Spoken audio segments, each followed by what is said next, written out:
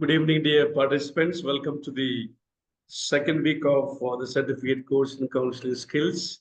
It's 6 p.m. I invite Ms. Christiba, Assistant Professor, Department of Counseling Psychology, St. Joseph's College, to introduce Ms. Jasmine Wilson, psychotherapist.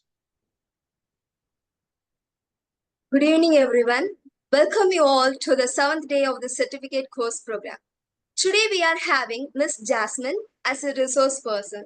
She is a highly qualified counselor and psychotherapist with a diverse academic background, including an MBA, dual MSc degrees in counseling psychology and applied psychology, a certification in neuro-linguistic programming. Since 2015, she has been the founder and psychotherapist at Eliora Center for Counseling and Psychotherapy in Tiruchi. And also, she is an affiliate counselor for one-to-one-health.net, a corporate counseling network in Bangalore. And she has previously served as a student counselor at St. Joseph's College, Tiruchi.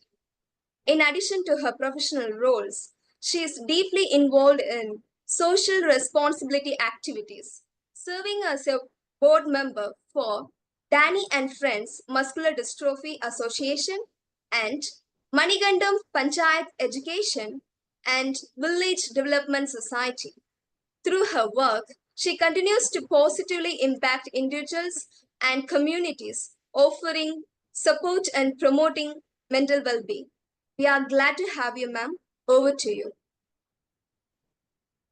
All right, good evening, everybody. I hope all of you are good and ready for the class. So today I would be talking about your attentive and listening skills. And most of our topic is going to be related in all these topics, which is attending skills, listening skills, understanding skills, reflection of feelings, body language, and non-verbal communication, and summarization. So here, today we will be focusing on the first three mostly, and I think we will split the rest of the topics for tomorrow. I wanted this session to be a little more interactive. If you have any doubts or clarifications in between, you can raise your hand and ask me questions, or you can note down your questions and you can ask me during the end of the session. I'll try to wind up the session by 7, maximum 7:05, and we can have 10 minutes of question and answering session. So please note down your doubts. If you have any clarifications, you can ask me then. All right, so moving on to attending skills. So what is attending skills? When you talk about attending skills, it means that in the company of someone else, that is in company of a client, you're giving that person a full attention to what they're saying or what they're doing. So we'll be talking about what they're saying, a lot of it, and more than what they're saying, we'll be also focusing on different aspects of non-verbal communication also, which is going to be what they're doing during the counseling sessions. So without much ado, let's move into the different kinds of attending skills here. So it's not going to be academic based. My slides are mostly based on experiential learning.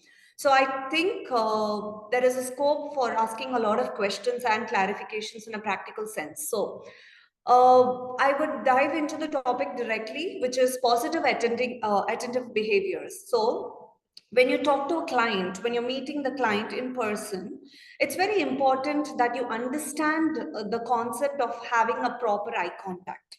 So it is very important for you to have the right amount of eye contact with your clients, simply because having too much of eye contact would make them feel uncomfortable. Not having eye contact at all will also make them feel uncomfortable, and we don't want that during a counseling session. So ideally, we would be focusing on eye contact and what is the right way to have an eye contact with the client. So this whole concept of eye contact varies from different cultures to cultures. In certain cultures, having constant eye contact is not very appreciated because they feel that you're focusing too much on them and they start feeling overwhelmed with it. So it's naturally very important for us therapists to have the right amount of eye contact, which is not staring at the client, neither looking away from the client too often, but to have this whole transition between looking at the client, or you can look at your notebook and where you're taking the notes, or you can look on your side and then come back to the client immediately. The whole point of maintaining the eye contact is to understand how long do we maintain that eye contact. So when the client is talking to you, it is very important to constantly maintain eye contact with people. And sometimes even for therapists, it can get a little overwhelming when you maintain too much of an eye contact. So which gives you the scope to look at your notebook or look elsewhere and then come back to the client immediately. So it's okay for the therapist also to take breaks often instead of constantly looking at the client. And it is okay for the clients also not to have complete eye contact with you. And few in the furthermost presentations, I'll be talking about all of this in detail. So get to that when it comes to non-verbal communication. All right, the next one is body language. It is very important as therapists that we maintain the right posture and how we sit and how we hold our hands and how we keep our legs. And the whole body language conveys a lot of meaning to the client. And keeping yourself in a body posture that's very attentive would keep your client at ease and will also help the client to feel more comfortable with you. So I will also be talking about different body postures and what it can convey. But before that, it is very important as a therapist that we understand that we need to maintain a posture that feels very relaxed. So obviously or naturally, when you feel relaxed, obviously the other person in front of you would have that scope to feel relaxed, which is why it's very important for the therapist to feel relaxed during the session and be present at the moment for the session. When you're present in the moment for the session, automatically your body adjusts to that being present in the here and now. So the best posture would be Sola, which we'll be talking about later. And it is very important about how you sit, whether you're in front of your chair or you're a little behind, sitting relaxed, or you're leaning towards the side of the chair like this, or you're turning around and moving. Every bit of your body posture conveys different meanings to the client. So it is very important for the therapist to understand what kind of posture they are in and to feel relaxed in that posture. And also sometimes the concept of mirroring happens between the client when you're talking to the client. Sometimes the therapist can also mirror the client. And most often, the clients mirror the therapist, which is why when we maintain a very relaxed posture, the client also feels comfortable in maintaining a relaxed posture. And they're also in a very attentive mode. When you are showing that you are attentive, that also helps the client to mirror you. And that is one of the reasons as to why it is very easy to build rapport and build that connect with the client. The next one would be vocal qualities. It's very, very, very important as to what your tone is while you're talking during the session. Why that whole tone aspect is very important is it carries the whole, mood of the session.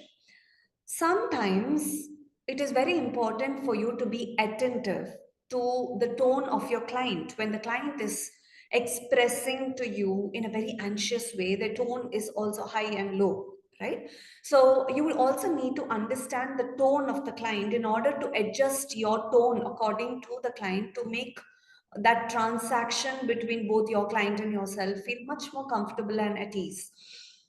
So in some cases, there are times when the client is extremely anxious while talking to you, and their tone is like haywire, goes up and down.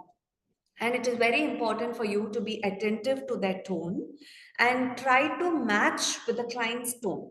If it seems very anxious, it's very important to show the client that you're feeling that anxiousness, but you're not anxious and you're there to help her or him. So, the whole identifying the tone and pacing that tone during the session is also very important, which is why you need to be very attentive to what the client is saying, or what their particular tone and pace is. If the client seems to be too fast, and if they find that the therapist is slow, they find it very difficult to relate with you, which is why it is very difficult. It is very important that you understand their pace as well and you adjust your tone as well. I think we all understand that by now. So let's move on to verbal tracking. Now, what is verbal tracking?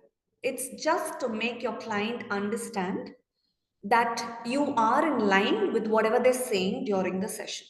So it is very how does it become relevant, or how does how do they understand that you are actually paying attention to them, is by paraphrasing or summarizing or restating their statements. So again, the whole thing with paraphrasing is that we need to use it very appropriately and as and when needed.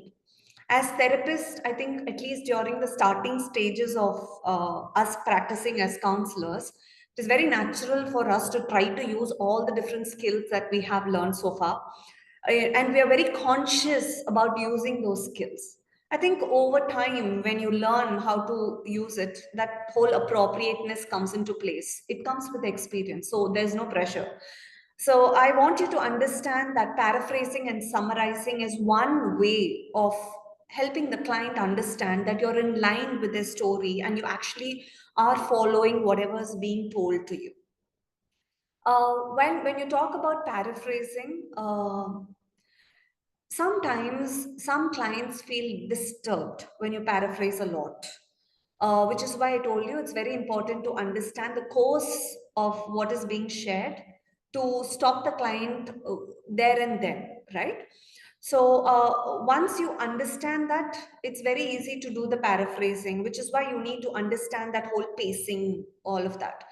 So when you stop the client once in a while, for example, if they are going like really fast and it's very hard for you to catch up, you can request the client to take it a little slow, or you can ask the client if it's okay for you to clarify what is being told, and if it's okay for you to ask the client if you're in the right track. That also helps in reassurance as well, and it also gives you a chance to help the client understand that you are in line with what is being told to you, and also you are also, it's a way of clarifying whether you are also in understanding what is being told and you are also on the right track, so it is mutual. So the next thing would be the negative attentive behaviors. For example, what happens to you when you use the positive attending behaviors too much is it becomes a negative result. So when you're consciously practicing too much of attention skills, it is very distracting for the client itself. And secondly, also when you're over attentive, there is a possibility of the clients feeling overwhelmed or a little more concerned about whether they're being noticed too much, right? So it's very important that we use it very appropriately. So the specific negative behaviors that I wanted to, bring to your understanding is that turning away from the client too often, it would make them feel that you're disinterested in their story, or it can lead to a lot of misperceptions. It's very important as to how you subtly change your eye contact from the client to yourself, and to your whatever wherever you want to focus. So it's very important that you maintain the right amount of eye contact, and also when you want to turn away, focusing too much of the client on the client, like I said, it's very distracting even for the counselor. Sometimes it's okay to turn away, but how often do you do it is very important. right? Infrequent eye contact. You're supposed to maintain the appropriate eye contact, which I mean is when they're talking to you, you look at them and nod and give gestures that makes them feel, comfortable to keep talking. Leaning back from the waist up, like when the client is talking to you and you suddenly go and you lean yourself like this, it makes the client feel, feel a little uncomfortable around it. So when you're leaning back, yes, it makes the client feel that you're in a relaxed position. But when you're stretching or leaning back, it gives a kind of defensive feeling for the client. So again, that's a very distracting factor. Then again, crossing your legs. Some people have a very natural tendency to cross the legs, which is completely fine. But it depends on your leg or the crossing of the leg posture, whether you're turning it this side or this side. Sometimes most appropriate way to sit is to maintain the straight posture rather than moving to one side. So that also can convey a lot of misinterpretation from the client side. So it's very important as to when you're crossing your legs, you need to understand that you're keeping it straight and you need to be conscious about that. Folding your arms, naturally, as we all know, folding your arms like this is a very defensive posture. And when the client is exhibiting that posture, you know the client is getting a little defensive. Similarly, when the therapist is holding that posture, it also conveys a defensive behavior to the client. So we need to understand how our attending behaviors play a different role while you're counseling the client. The next one would be, individual and cultural differences, which is something that you definitely need to pay attention to. One is, we all know everybody has this whole concept of uniqueness. Everybody is unique in their own way. And you need to accommodate your listening behaviors according to the client.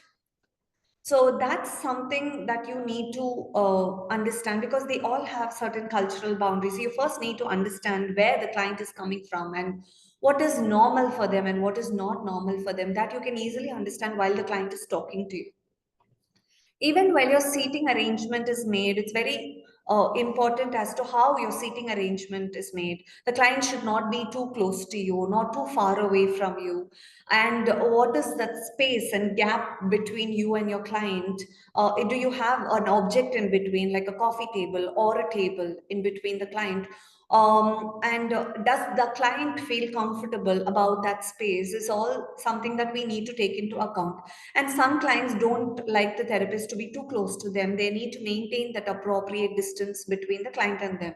So again, a lot of cultural and belief system and values come into play while even the seating arrangements of a counseling session. Again, the religious context. The whole part of religious context is very sensitive. And the clients normally don't want you to feel biased. None of us want to feel biased religiously.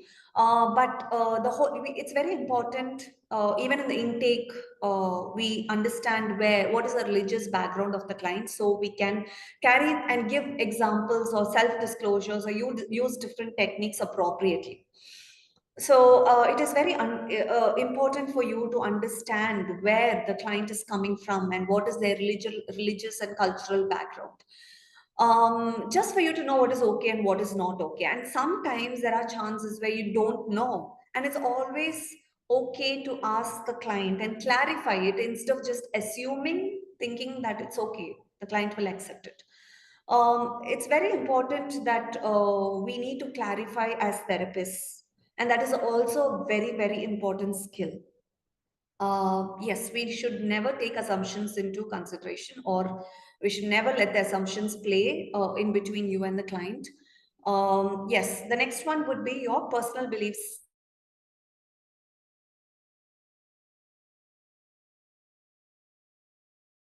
Put away your own personal beliefs and values and maintain a middle ground, right? So when you understand the client is coming from a different belief system and they don't like you to talk anything that is related to their belief system or yours at any point of time, it's very important that you adhere to that. And also, at some point of time, you should never ever shove or push your belief system on the client at any point of time. And we need to be very conscious and attentive about it, which is why it comes under attentive skills. And whatever value system that you have may not be the same value system the client shares.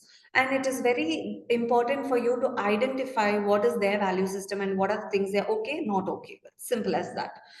So that is attentive skills. And moving beyond attentive skills, it's not there anywhere, but I thought it's very important that you need to understand.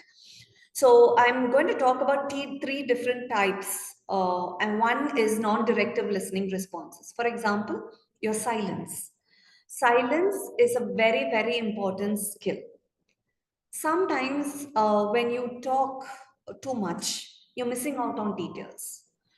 Or when your client is constantly talking to you and you're remaining silent and you're not paraphrasing, or you're not stopping them in between, you're just letting them constantly go, that will also cause distraction. So silence is something, is some sort of skill that you need to master. You need to understand where to be silent and where to pause and stop, right? So which is why we also consider it as a directive or sometimes non-directive listening responses. So when the client is talking and when you are silent, it allows the client to talk a little more about it, because it's a psychological feeling. It just makes you feel the need to tell more, because we assume that they're not understanding, so there is this scope to talk more. So that is a skill that you can practice when you want the client to talk more and not interfere or stop them in between. The next one is, as we already saw, paraphrasing and reflection of content. There are two things: reflection of feeling, we'll come to that later. Reflection of content is something similar to paraphrasing, where we talk about what we understand and what we take in from what the client says, and putting it in your own words and clarifying with the client if that's what, or if you're on the right track. So the clarification part also sometimes collides with the whole paraphrasing part, because the whole point of paraphrasing or reflecting the content is to get clarity for yourself and for the client. So when you talk about non-directive reflection of feeling, there is also something called summarization. Usually the summarization takes place in the end of the session when you're concluding the session. So sometimes when the client is moving from one story completely to another story, maybe the summarization comes in a little early, right? So we need to understand where to use what. And it is very important skill also to reassure the client that, they are going on the right track and you are following them, right? And also that reassurance can be done through just a nod, some kind of a non-verbal communication, or it can be combined with paraphrasing, and you can ask questions in between and ask them how they're feeling and all of that. So that also can be done. And self-disclosure, this is a question a lot of people ask me as to when not self-disclosure is appropriate or inappropriate. So when you want the client to talk about more and you find the client is resistant and is not talking a lot of things, and you do know that there is more to the story and you want to get access to that information, yes, self-disclosure is a great technique and it can be used. But as a therapist, you need to understand how much you're disclosing with the client. There is a lot of risk when there is too much of a self-disclosure. So it's very important as a therapist, you need to understand how much you have to share with the client and how much is okay for the client to share, or for the client to know, rather. So the self-disclosure is a very, very sensitive technique, and it's at the same time a very, very effective technique for the client to feel that, you all, even as therapists, you're a human being and you're sharing the same boat, and you can also face a lot of challenges that the client could have faced. So it gives a sense of, togetherness, and the client, opens up to you and shares a lot of different things. So yes, it's a very important technique, yet you need to understand how to use it and what to share and what not to share. So the whole appropriateness comes into place here. Yeah. So the directive listening responses is the feeling of validation. You validate what the client said, and the whole reflection of feeling is, it helps you to understand what are the underlying emotions and feelings that are still left unexplored. So when you say, when you use the skill of, reflection of feeling, it helps the client to name the feelings, and it also keeps them in track. And it also makes them feel, little more comfortable and at ease when they know what they're really feeling. That is an important skill that we can use now and then during the session, to stop and pause instead of just paraphrasing all the time. You can pause and you can ask the client how they feel, and what is making them feel the way they feel, and you can get a lot of unexpected, answers and unexpected content from just using this particular technique. The next one would be interpretation. How you interpret their feelings. It's a very sensitive thing to interpret their feelings. Sometimes the client, when you interpret the feeling wrong, or when you assume the client is feeling, it's always safe for you to ask for clarity from the client. Is that how you're feeling? Or am I getting it wrong? It's always okay to ask the client and clarify, like I already mentioned before. When you do interpretation, you need to be very careful, because sometimes when the client feels, when you're interpreting it wrong, there could be a possibility, because there could be a mixed, emotions that is coming into play, and the client may not acknowledge of that. And the client might feel that you're judging them, or you're not getting them right. So it's very important that you're very cautious when you're interpreting clients' feelings, and cross-verify with the client if it's okay. And confrontation, yes, it's a very, very, very important skill that any therapist needs to develop, because confrontation can also lead to issues between the client and therapist relationship if used wrong, or if not used sensitively.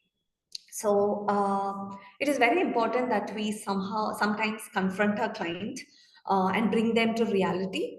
And while you do that, it's very important that you use the right words and right gestures, and be careful with your face expressions and all of that, because confrontation is a very sensitive aspect of any counseling relationship. So that's what I wanted to cover in the directive listening responses. And also, when you talk about directive action responses, there are a lot of things like, checking with them, and focusing on the here and now, and trying to understand what their responses mean by asking for clarification. All that is very important. So when you talk about attending skills, all of these things play an important role while you're talking and when you're conversing with the client. Or even if you're listening to the client, just focusing only on the attentive skills, you need to use different techniques appropriately. Sometimes even the sense of humor needs to be used, because when you feel that the client is in the same tone and same pace, and they're getting soaked into that feeling of negativity, it's very important that you try to bring them out using the sense of humor. And again, not everybody is good at using sense of humor. For you it may be humor, for the client it can be offensive. So it's very important to identify the values. That's where the values and all of that come to play.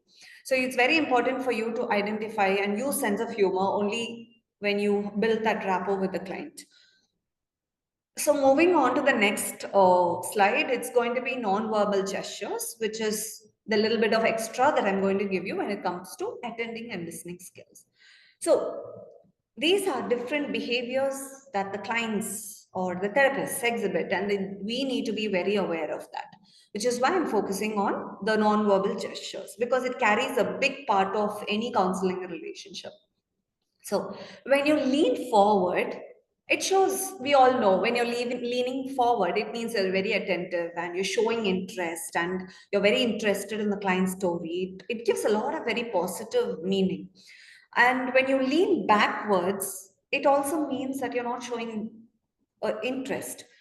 Like for example, if you're feeling relaxed and if you're sitting relaxed, it's okay. But if you're like pushing yourself backward like this, that means that could make the client feel that you're not showing any interest to their story. So that keenness is missing. So again, changing the position too often while you're talking also can be distracting for the client. Or when the client is also doing that, that means the client is getting restless, or the client wants to say something while you're talking and they're getting very restless about it.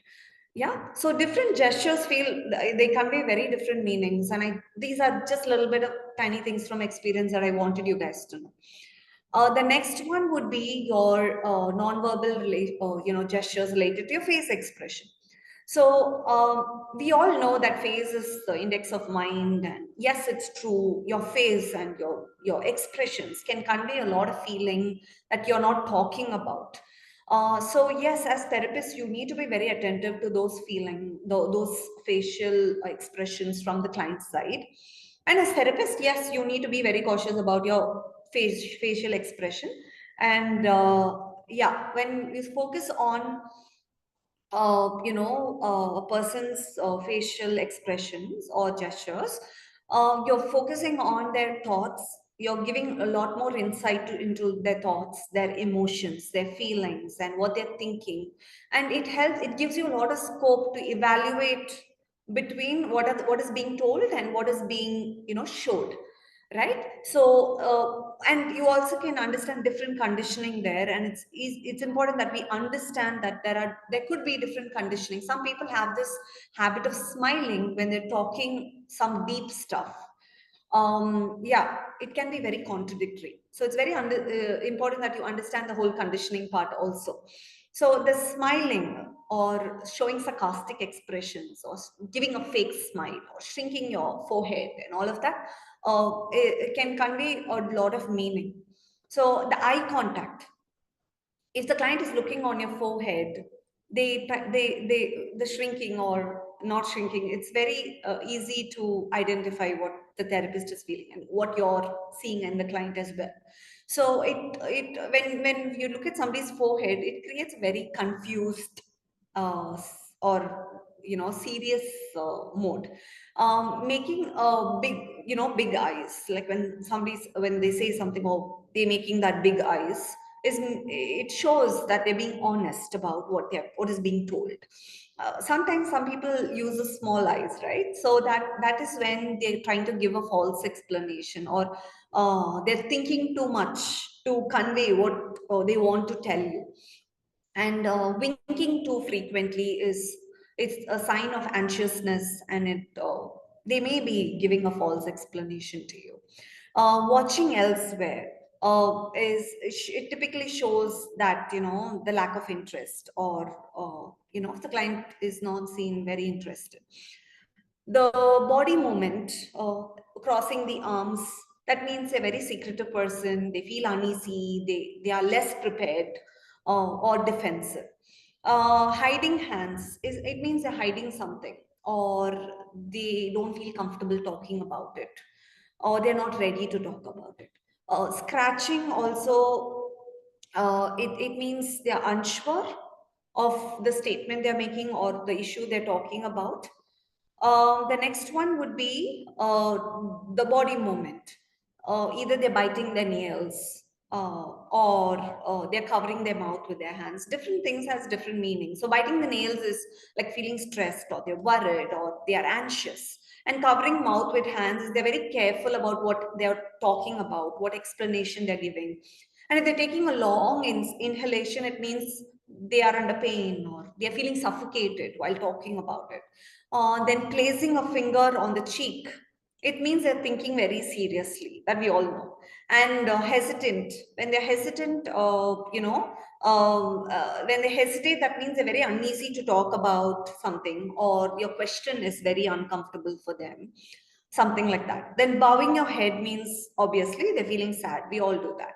And gripping or grasping hand, that means they're feeling very angry or upset, or sometimes it could also signify restlessness. Barely opening eyes, it shows that they are less interested. And on the contradictory also, it could be that they're thinking too much also.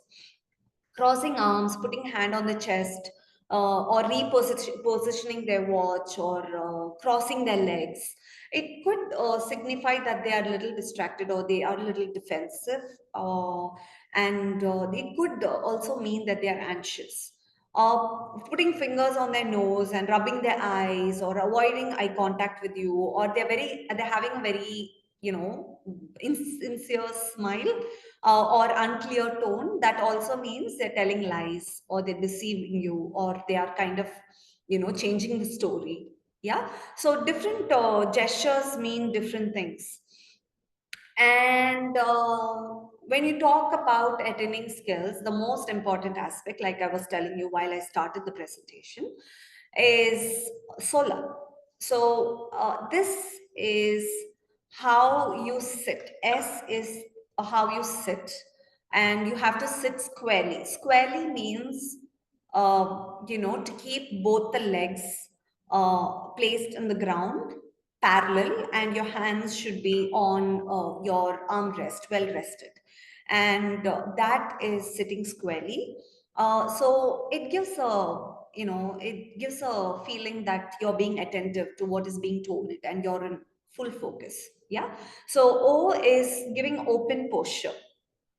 And it shows that this whole environment is not threatening, non-threatening, and they can share their feelings openly with you, and you are open to receive those thoughts or their feelings, right? Or what is being shared with you.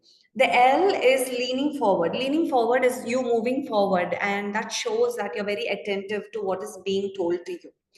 And it also shows that you're interested in what is being told to you, right? The E is you maintain that right amount of eye contact that we already spoke a lot about, and don't stare your eyes, or don't stare at them, or don't focus too much on their eyes and roll your eyes, and show that you're distracted. So maintaining the right amount of eye contact is very important. And R is showing that you're relaxed, maintaining a relaxed position. It makes the client to feel comfortable, feel comfortable with you when you are relaxed, and mirror the same relaxedness. And if they see that the counselor is anxious, obviously they're going to feel restless about it, and they may not be that open to share whatever they came for. Yeah. So we are moving into the listening skills. I want to pause here and ask if anybody has any doubts or clarifications related to attending skills. Do any of you want to ask any questions or clarify anything with me with related to attending skills? You can unmute and ask.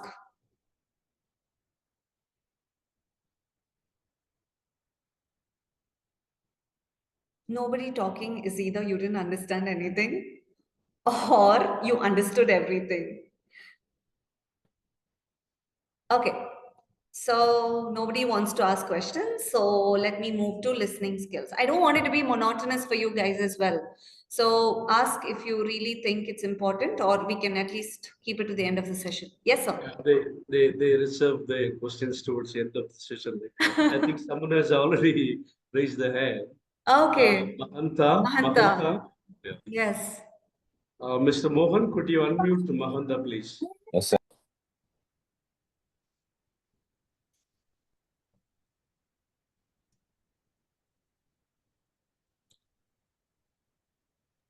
Hello, ma'am. Hi, Mahanta. Yeah, tell me. Yeah, ma'am. Ma'am, while we are getting doubt while they're talking, to make them understand, whether in the middle we can ask question to make them understand while they're telling something, and we want them, we knowing that their statement is wrong, they have to rethink about it. we should ask that question at the end or in the middle itself. We have to stop them and ask, you can rethink about this, or you should rethink about this. Like that, in middle we have to ask, or the end you should ask. No, the first thing is whether you want the client to rethink or whether the client feels the need to rethink. No, I want the client to rethink. Okay. So you can ask the client, or for example, if the client is moving to a different track and you're not able to understand, and if you really think you need to stop and ask them, you can ask them, like, it's giving me a feeling that you're moving to a different track. And do you think it's important for me to know what is making you to move to a different track and you're not actually talking about this? And if you're okay with talking about it, you can redirect the client. And also Okay. sometimes you can ask them, if you can ask them a question. For example, before you said this and now you're talking about this, I feel that there is contradiction. Do you want to explain more about this? Okay. Yeah, ma'am. Thank you. Yeah. Yes. Samarpita? Yes, ma'am.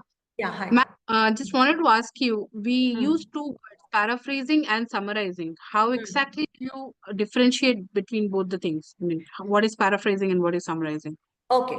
Paraphrasing is, it's more used for clarification, whether to help the client understand that you are in line with what is being told to you, and also for you to clarify if you are being on the right track with your client.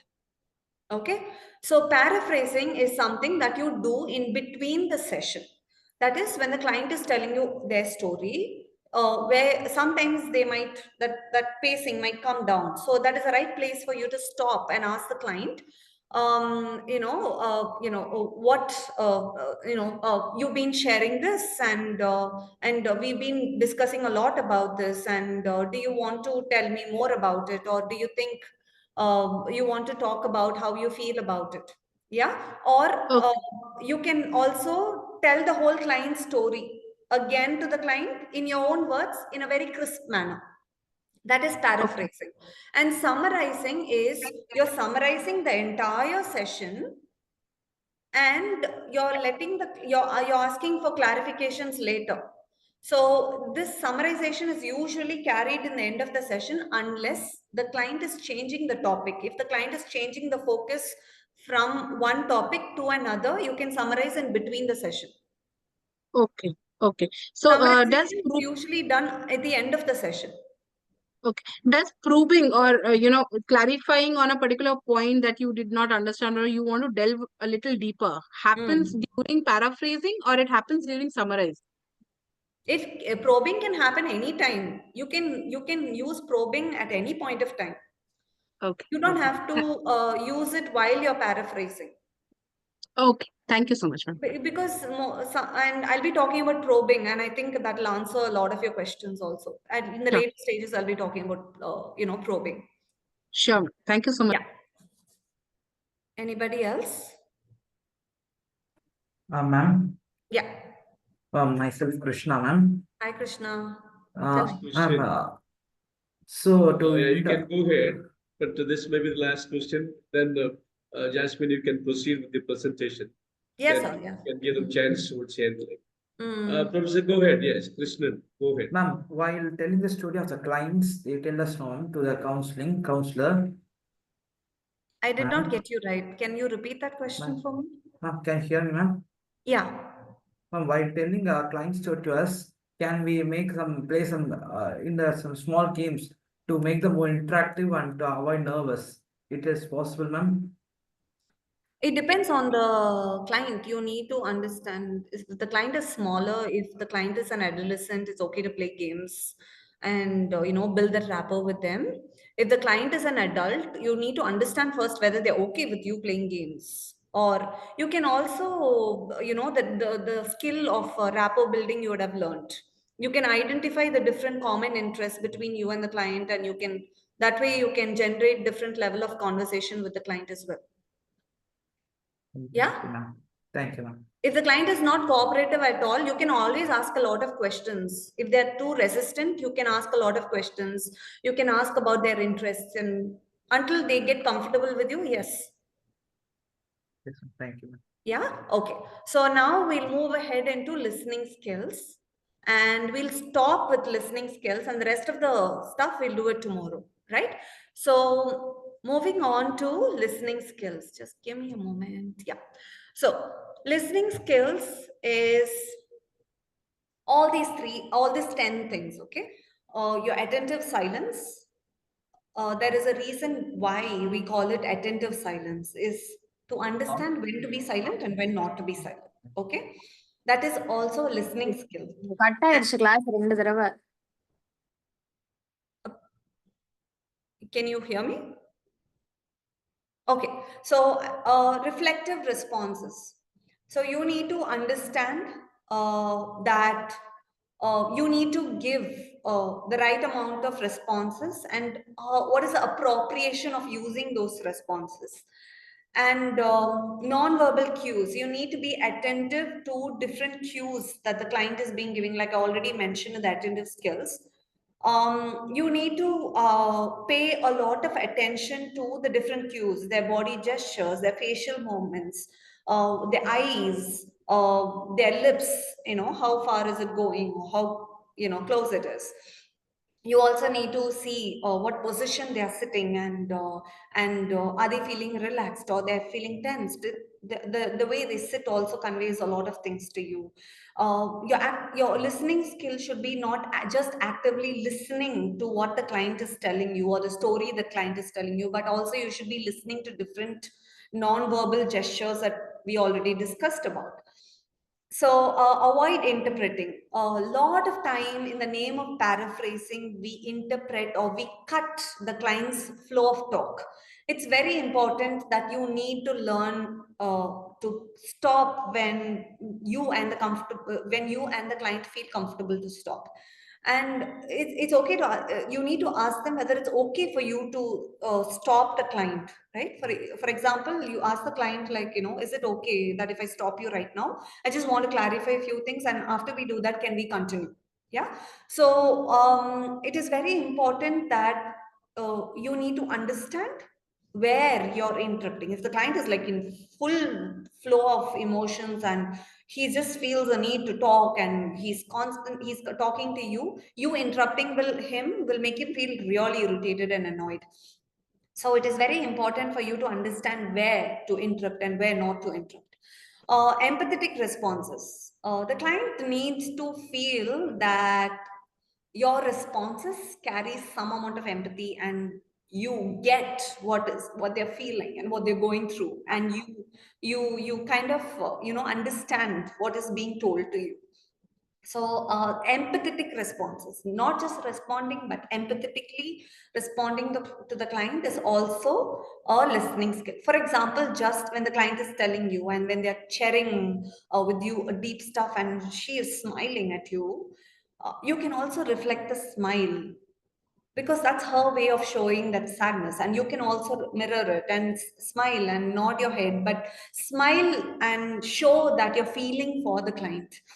So those are empathetic responses. Empathetic responses need not be just words. You can also show it in your body language gesture, your facial movements, and all of that. So clarifying questions, very, very important. You need to clarify with your client, and these clarifying questions can also come under the probing part, and it can also come with paraphrasing. You were talking about this, and while you were talking about this, it just raised this question in my mind, and I was thinking if it's okay to ask you about it. So when the client says, yeah, it's okay, ask me about it, then you clarify the questions. You ask different questions to clarify. So yeah, that's how you do it. Apart from that, we have paraphrasing and summarizing. We've done a lot of discussion on paraphrasing, summarizing. I'm not going to go through that. Avoiding judgment and assumptions. It is very, very important quality of a counselor not to be judgmental. And sometimes our judgments come in the form of our body language and the words that we use. or the assumptions that we make, or our thought process in itself. We're all human beings. Sometimes we do tend to judge the clients. But we need to understand and be aware that it's our judgment, and we should never let it play in between the interaction that happens between you and the client. And the client should not even get a hint of that. So it's very important that you understand and be aware of your own feeling while you are in the process. So avoiding judgments and assumptions is very, very important, because once you miss out on that, the rapport between you and the client breaks off, and you have to work on it to rebuild that trust factor again, which gets very ugly, or sometimes it gets very difficult also. Right, your feedback loop. You need to understand what is the frequency of getting the feedback from the client. And at the same time, you need to understand that you are in the right loop, that you understand that, you're following up constantly with the client and understanding whether it's working out, things are going fine, and what are the things that are not working out for the clients. Different follow-ups that you make is the feedback loop, and it should have right amount of intervals.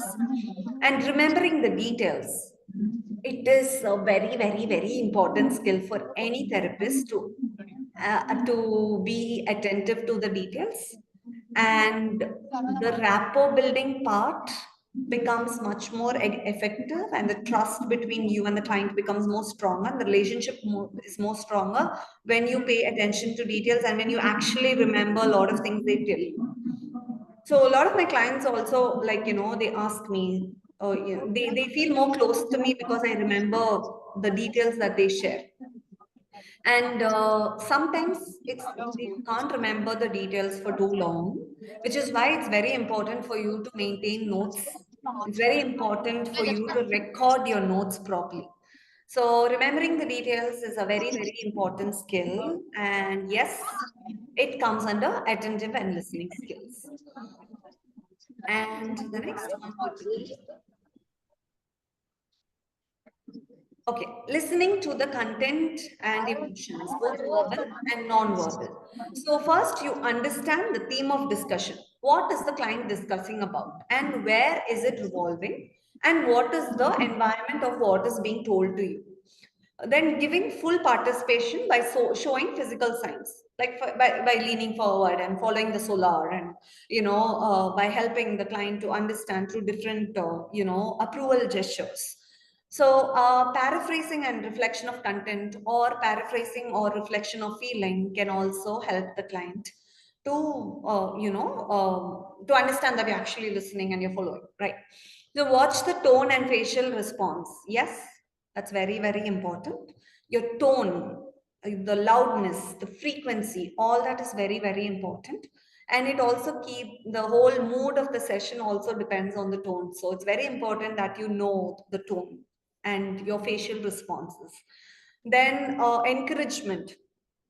When you encourage the client, it's very important that you do that without ignoring the reality of the client. What may not be reality for you, what may not be okay for you, is vice versa for the client. The client might feel otherwise, and it's okay for the client to feel that way. At some point of time when you feel that it's getting overboard and it's really affecting the whole process of the session, or it's really affecting the clients, that's when you do confrontation, right? And as I already told you, confrontation is a very sensitive skill and you need to use it right.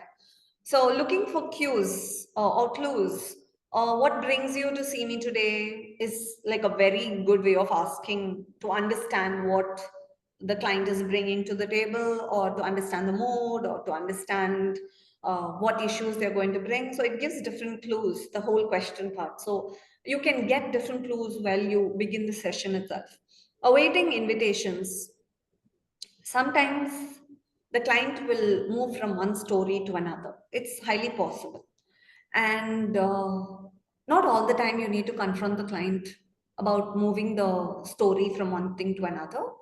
But when you feel that it could be related, it's always better to ask for clarifications and bring the client on track, which is where you need to understand the focus. We've learned, right, in basic skills of counseling, the different focuses, person-centered focus and focus on the environment, focus on the individual and all of that. So yeah, we need to understand the different focuses and bring the client back to focus. So track options.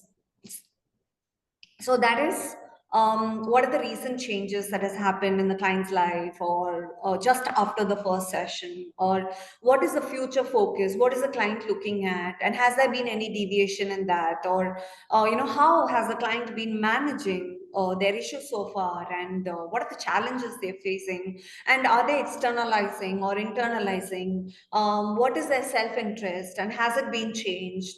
Then do they have vision clarification? And we need to also do vision clarification with the client. Sometimes you can use different skills to indirectly get that also. The next one is reflection of feelings. Now, before we go into reflection of feelings, for today, we can stop with listening skills. We can do the reflection of feelings tomorrow. We have time.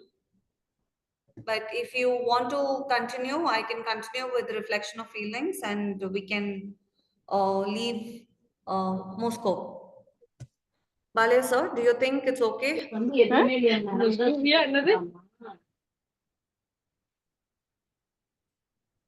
think you could continue for maybe another 5 minutes.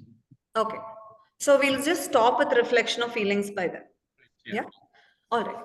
So feelings are something which is very personal and it's very internal. Sometimes it shows out in different physiological forms or different physical reactions. So different people have different ways of expressing their feelings, and they also have very different ways of naming their feelings. And most often it is not important, it's not that the client should have only one kind of a feeling. There could be a lot of cases where most often the clients have mixed feelings.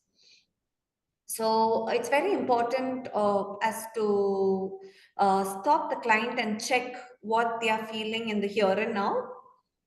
Not so much in there and then, but usually it's more relevant to ask for how they're feeling in the here and now. It gives much more scope to understand what is their problem or where they're coming from. There could be also a possibility of repressed feelings that the client may not be ready to talk to you. If you're able to name the feelings right, you can actually ask the right questions to the client, and you can actually change the whole course of the session into a very productive one. So the reflection of feeling is a very, very important skill that any therapist should know. And most often we would, as experts, we would normally categorize the feelings into sadness, whether being mad or they being glad, or whether you're scared. So these are the major feelings, and these are very primary feelings that any human being can feel. So from this only, all the other intense feelings come into play. So through all the other feelings include conditions or intensities of these four feelings, right? The next one would be how to be aware of your feelings. So being aware of your own feelings, like I already said before, is very, very important even during the session. Leave alone after the session. But at least during the session, you need to be worried about what is it that you're feeling. If from my experience, there has been circumstances where I couldn't breathe during the sessions. I felt very suffocated. A lot of times your body can feel what your client is feeling when you're moving deeper into deeper issues of the client. When the client is sharing the deeper stuff, that can actually make your physical body feel it. So it is okay for the client, for the counselor to feel what the client is feeling. It's a very good sign that you're in sync with the client. But at the same time, as therapists, you need to know what is happening in your body. Okay. And there has been instances where I felt very suffocated during the session, and I paused. I asked the client, if it's okay for me to open the window and I would like more of a fresh air. And the client said, that's exactly how I wanted also. Even I was feeling suffocated. Or sometimes when you're feeling suffocated, I would normally ask my client if that's how they are also feeling. Sometimes we can feel what they're feeling when they share their story. So when you feel and when you clarify with the client, it also helps the client to be aware of what they are feeling too. So yeah, that's one thing that we need to be very attentive to.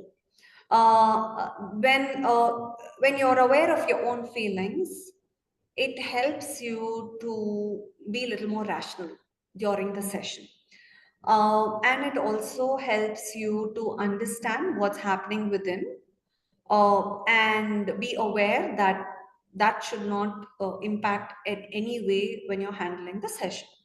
So this is usually done through reflection of feeling is usually done through gathering information through your five senses. For example, you all know what your five senses are, right? Your hearing, your visual, your auditory, and all of that.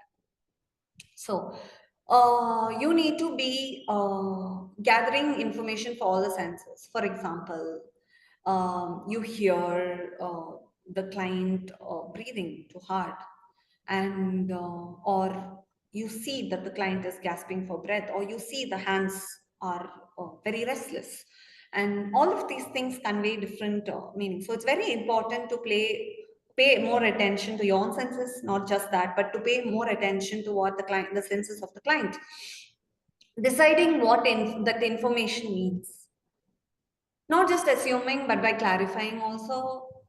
Right, like I always keep repeating that, that's very important. Never assume anything but clarify. So having a feeling based on interpretation. For example, while you're doing interpretation or while you're doing paraphrasing, you're having a feeling, right?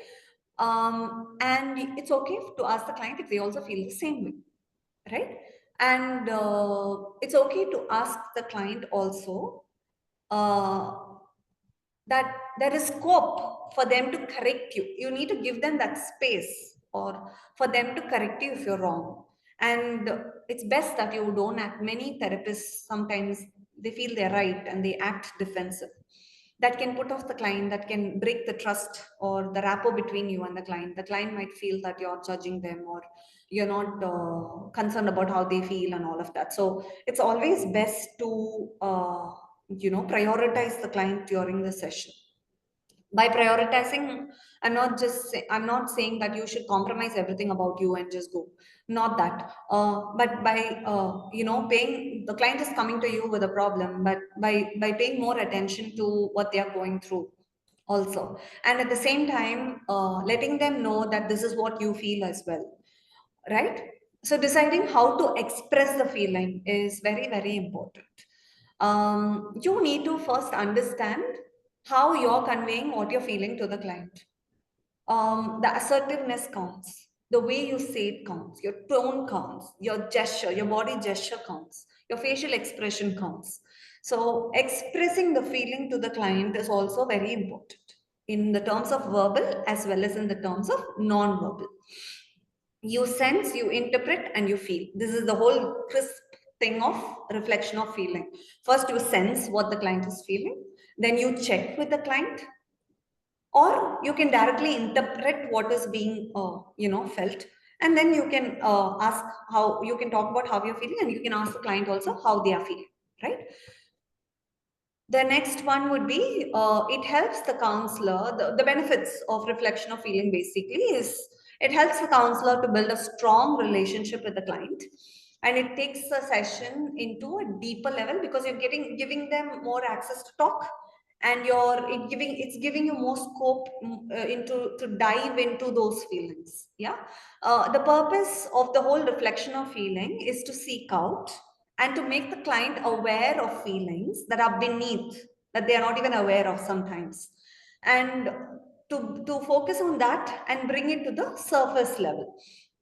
This will help the client to gain more insight into their issues, and also it will help in the progress of the therapeutic relationship. then it ensures that the counselor is understanding the client. So the client gets a feeling that you're actually understanding what is being told to them. And it also helps it to facilitate the dialogue that happens between you and the therapist, or the client and the therapist. So it helps to focus on the important issue. So it kind of pulls you back to the actual issue, and it gives you that focus. It helps to restrain the counselors from asking too many questions. So when you talk about, when you ask them, or when you clarify the reflection of feeling, or when you ask them about how they feel, it also gives you some amount of clarity. So there is no need for excessive probing into it or asking more questions into it. Even after you, get the reflection of feeling right, and if you're still having clarifications, you can ask probing questions. So yeah, asking too many questions, like I already said, asking too many questions may also upset the client. So there is that whole appropriation, right, that comes into play, or solving their problems and helping them to the whole naming the feelings and all of that, processing those feelings actually helps the clients to solve half of their problems. And it also helps to pave way for the clients to take action instead of staying with that feeling. So when you're aware, it actually leads into action. So what happens is, when you're focusing on the reflection of feeling, you're constantly pushing the client to take action on what is being felt. So that is reflection of feelings. And yes, how the reflection of feelings can be used by asking different questions. So these are the examples. So the reflection is a translation of your understanding about what the client is telling you, or the experiences that they share, or the behaviors, or the behaviors they elicit, or that you're eliciting from them, or the feelings that comes into play. So when you ask questions, you can ask, you feel you feel sad, or you feel upset, or you feel annoyed, you feel anxious, and then you ask the next question, right? Then it sounds like, to me, it sounds like you're feeling a little more anxious while you're talking about this. Is that how you feel? That is one way of asking. Or what I hear you say is sounding very anxious, or very annoyed, or very unhappy. So these are the ways of asking, reflection of feeling questions. It's very important that you add the feeling label and add the content to the feeling label and create a link between both. Okay, so it needs to be in the present tense, which is very important. You don't go to the past and focus on there and then. Like I already mentioned, it's important that you focus on the here and now.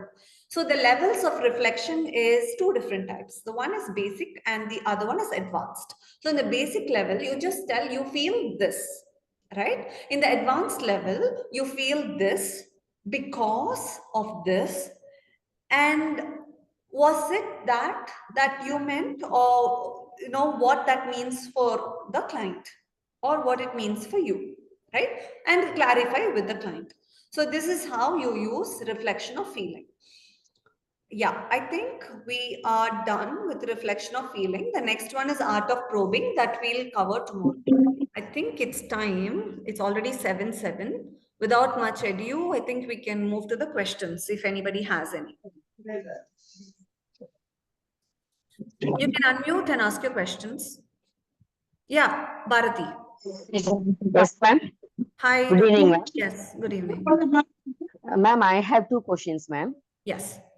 The first one is, as a counselor, whether it's possible to maintain 100% attentive behavior in counseling session.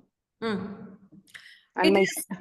It is okay for you not to be attentive all the time. That you're also a human being. It's impossible for you to be right in the moment all the time. There are possibilities for you to feel distracted, and you might just move around, and it's very important that you come back immediately. You can take a psychological break, but the client need not know that you're actually taking a psychological break. That is a skill that you will learn while you start practicing. Okay, ma'am. Thank you. And my next question is, how do we demonstrate a good counseling micro skill in day-to-day activities, ma'am? How do we demonstrate a good counseling? Micro skill in day-to-day activities. Day-to-day activities, trust me, you don't want to be a therapist all the time. You need a break. Okay. So you're first a human being and you're a normal person before you are a therapist. I think it's very important that you understand The that. last box. What is that?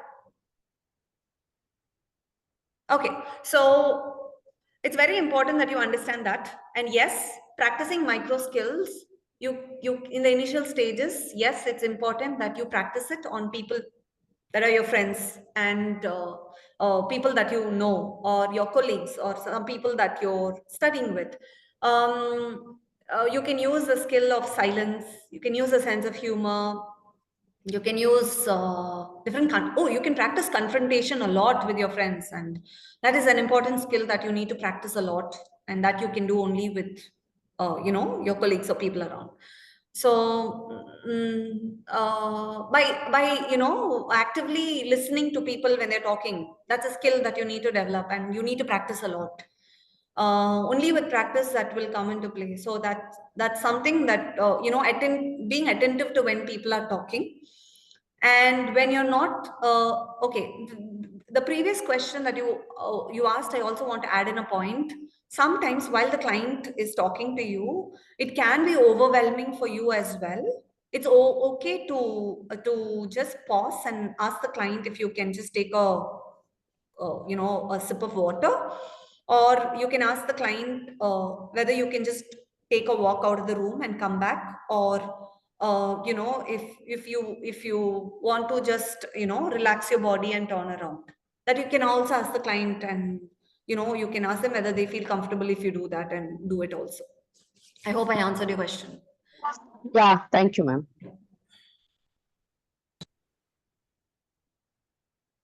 Anybody else?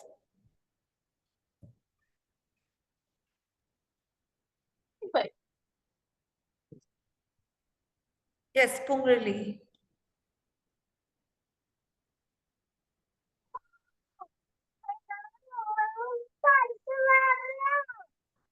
Pungrali, if you don't have any questions, can you please mute? Yes. Is there anybody else who has any questions with related to listening skills and reflection of feelings?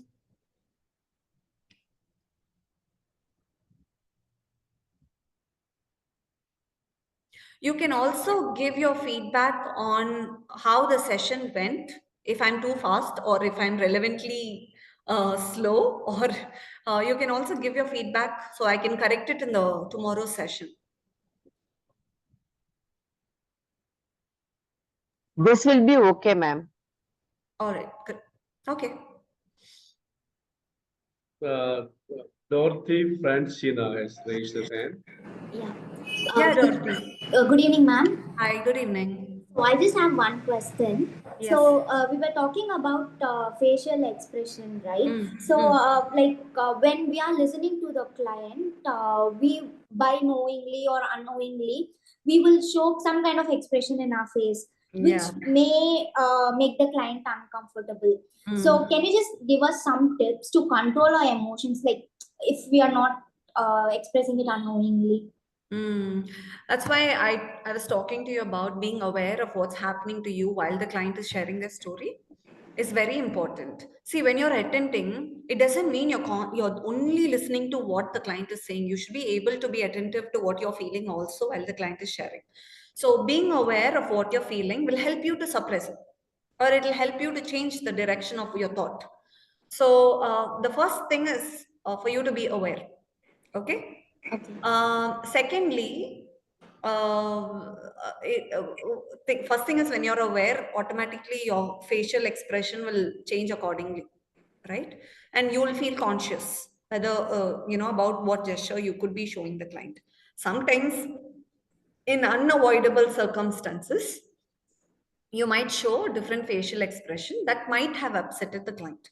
It's always okay to stop and apologize, and before you assume that is actually sometimes we ourselves can assume that we might have done this and it might have upset the client. That's why you should always ask for clarification. Okay. And don't blame yourself for doing that when you ask for clarification. Okay, ma'am. Thank you. Yeah. So thank you, Ms. Jasmine, for enlightening all the participants with various nuances of attending skills, listening skills, and reflection of feelings. So thank you very much, and we will see you tomorrow. Now, So Monisha has raised her hand. Can we just ask her what she wants to know? oh yes, yes, Monisha. So in the meantime, the participants, please come on the videos or some screenshots. Monisha, do you want to ask your question, Monisha? Monisha, you can go ahead.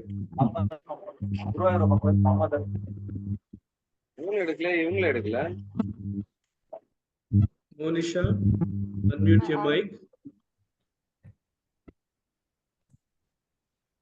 Yes, Monisha. And there is Mashana. Yes, Mashana, you Good can ask your evening, question. ma'am. Hi, good evening. Am I audible? Yes, you are. Please shoot your question. Yes, I have a doubt on explain the concept of feedback loop, isn't it, ma'am? Can I get some clarity on that, please? I'm not sure what you really asked. Can you repeat that question? Okay, I need some clarity on the listening skills on feedback loop. Okay. Feedback loop, what I meant is your follow-ups for every session. So the follow-up also doesn't mean that after every session you follow up with the client, but also it means whether that's also a skill that you need to have to check and get the feedback from the client. So that's what I meant by feedback loop, and that loop should not be too frequent. You need to appropriately use it as and when it's needed. That's what I meant by feedback loop. Okay, thank you, ma'am. Yeah.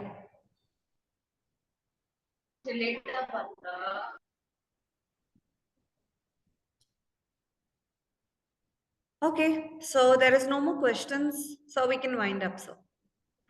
Okay, please hold on, Miss Jasmine, hold on, yeah. We take some screenshots, like. Mr. Mohan? Sir, I'm ready, sir.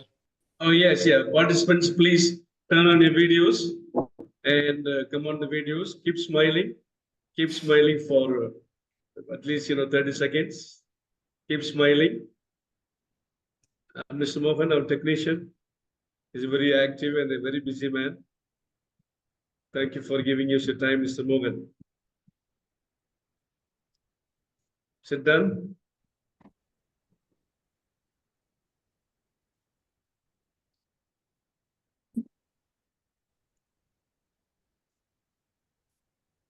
Mr. Mohan? Sir, done, sir. Thank you, sir. Done. Yes, thank you very Yes, sir. much. Thank you, sir. Thank you, sir. So thank you once again, Ms. Jasmine, Thank for you, your sir, for Thank you, sir. presentation. Thank you. Yeah. Thank you, sir. Thank you, Yes, madam. thank you. And Thank you. yeah, Thank you. yes.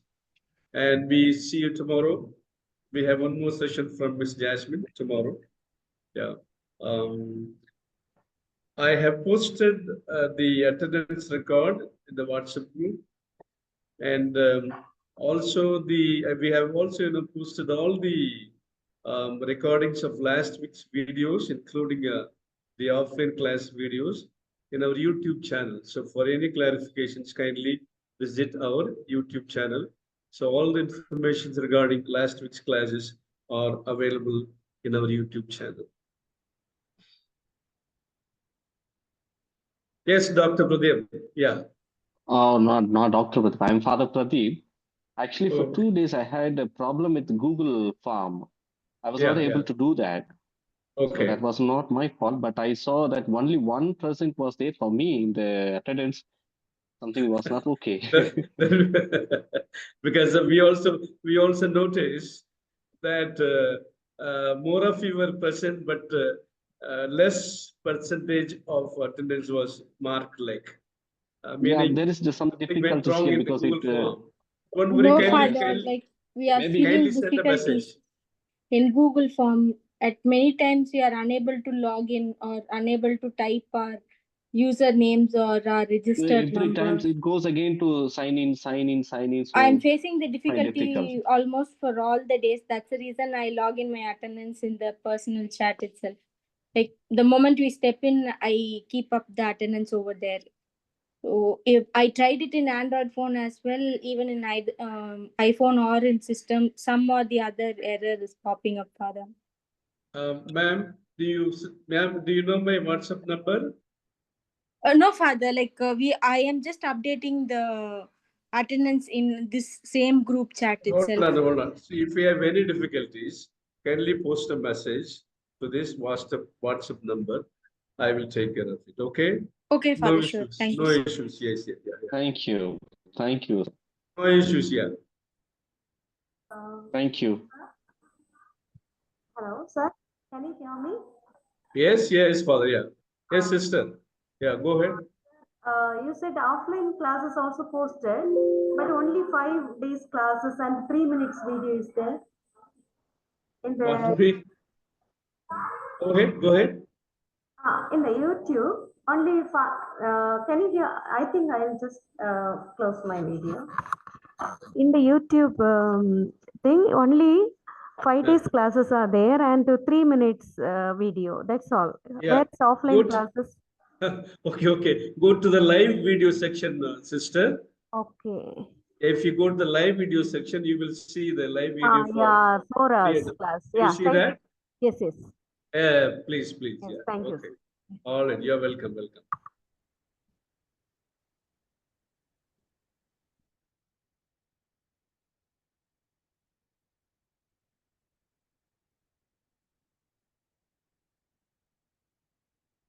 Any other